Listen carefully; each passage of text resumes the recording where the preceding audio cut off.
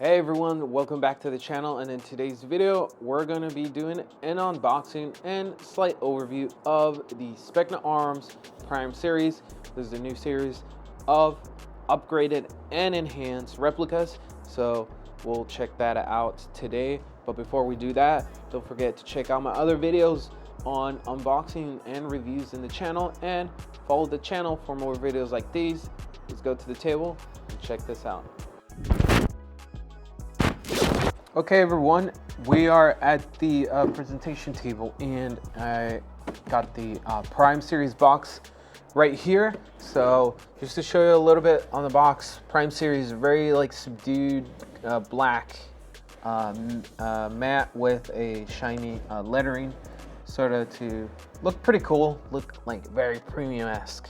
In the back of it, it does show all the upgrades and improvements that the Prime Series has. So if I miss anything and you get one, you can just check the box in the back. That's pretty much it. Let's open up this bad boy. So as you open it up, you pretty much are presented with a few things, right? The typical Specna Arms, you know, online user manual, right? And some other offers. These Specna Arms stickers. I have so many of these. I don't really use them that much. So what accessories does the Prime Series offer compared to the Edge 2.0 or the Edge line or the other regular line of Specna Arms? So with the Prime, it does come with 2 springs, right? Technically 3. One included inside the replica, and then 2 separate ones. It comes with an M90 spring. The M90 is for sub 350 FPS. I did chrono it. I'll show the chronoing later on, but it is sub 350, which is good for indoors. And then an M135, which this one is shooting above 400 FPS. So just be aware that it comes with those 2 springs. The other thing it comes with is a speed loader. So we have a nice blue speed loader. Seems pretty sturdy enough. I haven't used this one, but it does come with that. It comes with a Tamiya adapter. If you're a heathen that still uses Tamiyas, you'll be able to use it with your Prime Series, okay? So just be aware of that for those of you who are still heathens. Set that to the side. It does come with a HAL programming card, so you know exactly what the electronic trigger that comes with it does when you're programming it. It does come with a small Allen key, which I'll talk about a little bit what that small Allen key is for. It does come with 2 S mags. They are mid-cap S mags, the magazines that Specna Arms uses. Now, if you're kind of worried if you have to use Specna Arms mags only with their replicas, you don't have to. You can use PMags. I have used PMags with it, so just be aware of that. But if you don't have any M4 mags and this is your first replica, you got 2 mags. All you need to do is get 3 more, and you got a nice good loadout. Now, let's pull out the replica and see how it looks. So it is pretty stuck in there. So we'll close this box and set it to the side. Now, here you have it. Let's put a magazine in it just so we can stand it up. And this is the Specna Arms Prime Series. This is the bronze, the P22 model, which is the longest barrel that they have available. It has a pretty nice coating for the bronze. I believe it's a Cerakoting with an actual anti-scratch coating that it comes with. I'm a little bit iffy about that coating because it still scratches. But it does come with a few accessories already attached to them. 2 Picatinny rails, one on this side and one on the other side. It does come with an angle grip, right? And it comes with backup sights. So it's actually good for what it has to offer. Still using a plastic orange tip, right? I have seen more and more some premium line of replicas using anodized rather than just plastic tip. Of course, that increases the price of it, but at the same time, if it's a premium line, why not, right? Comes with a very nice M-lock rail with 2 QD points on the top sides. I'm not a kind of cutie point kind of guy, especially that close to the receiver. I'm more either at the very front and back, or if I'm just using a single point sling, I'll just use the back plate in the back. The accessories on the outside is not that crazy, right? I'm actually very surprised that it doesn't come with ambidextrous controls. It's just a single side control, so on the left side. It does come with a much more angled ergonomic pistol grip, which is nice if you're the type of person that doesn't want such an angled pistol grip. It is very nice. It does come with a little texture around it to have a little bit better feel to it. The one thing that I will say that I like is I wasn't aware of this until I actually received this replica, but aside from the flat trigger, it is an adjustable trigger. So Specna Arms is adding a in-house adjustable trigger, and not only a single-way adjustable trigger, right, which is not only a single screw, but it's two-way.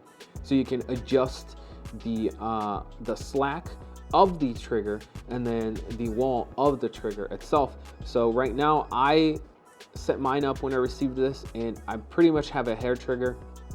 I like the texture. I'm more of a smooth texture, flat trigger kind of person, but it's not bad. I like the design. It gives it a little bit better look to it. So that's pretty much it for the outer accessories. There's not really a lot. It's the crane stock and the cutie points in the back. It's something that you've already seen with Specna Arms.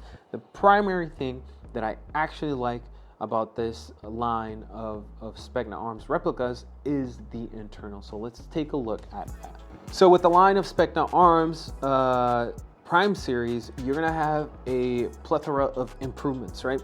First of all, the inner barrel is a 6.02 steel inner barrel, which gives you pretty much a tight bore, tighter shots, right?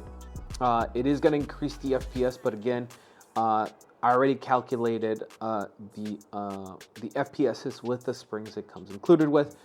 Besides that, the hop-up unit is their improved hop-up unit, and it does come with a flat bucking modification to it already. So you don't have to worry about doing a flat hop modifications, because the bucking is already set for that, and the nub is a flat hop if it's similar to the one with the H2.0s when I actually opened it up and checked them out. So far, works perfectly fine for me. I haven't had any need to change out the bucking from the H2.0s, so I believe it'll do perfectly fine, especially with the 6.02 type bore. The other thing it comes with is that the gearbox is the Aether, the new Aether reinforced gearbox from Specna Arms.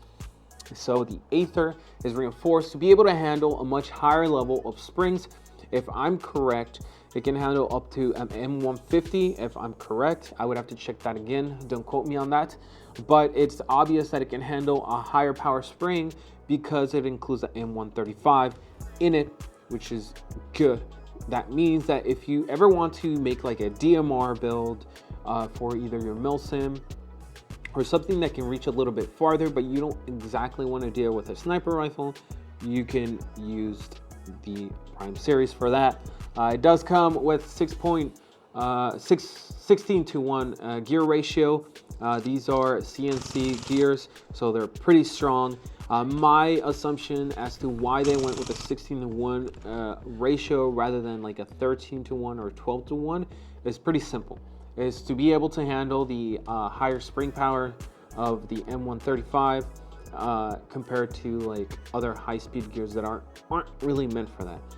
So that is my assumption. Add a little bit more speed, more reaction time, but not sacrificing the sturdiness of the actual gears by reducing, obviously, by reducing it and making it a high-speed build. Now, the other thing is that it does come with the HAL 1 electronic trigger. The HAL 1 seems to respond pretty well when I was shooting it.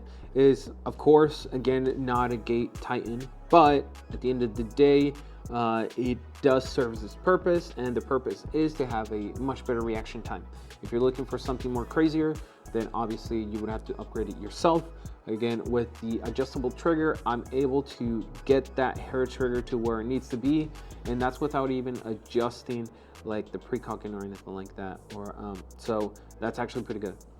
The other thing that it comes with is a reinforced piston with steel teeth, so you don't have to worry that your piston is gonna seppuku itself if you try to use it on full auto, right?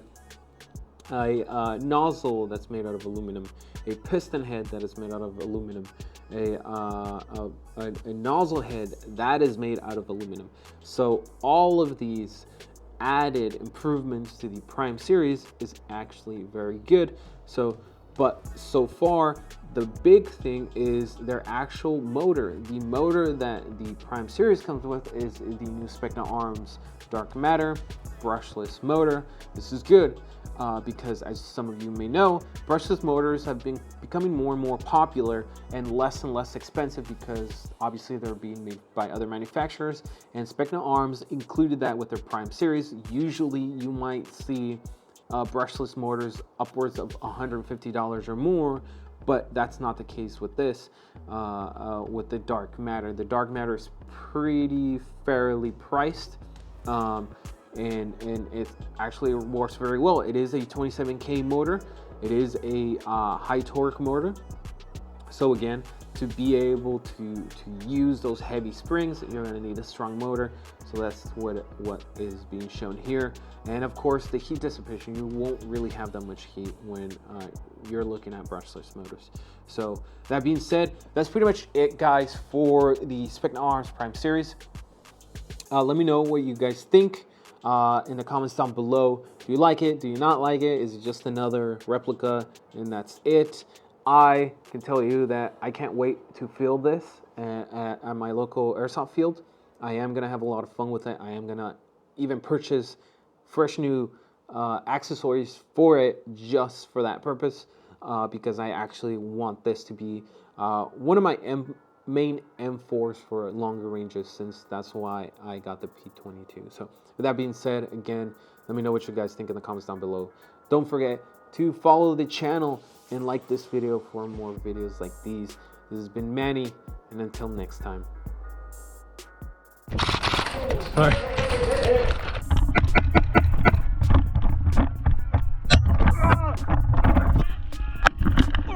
Like a real girl right now. Surprise. Call sign's gonna be tampon.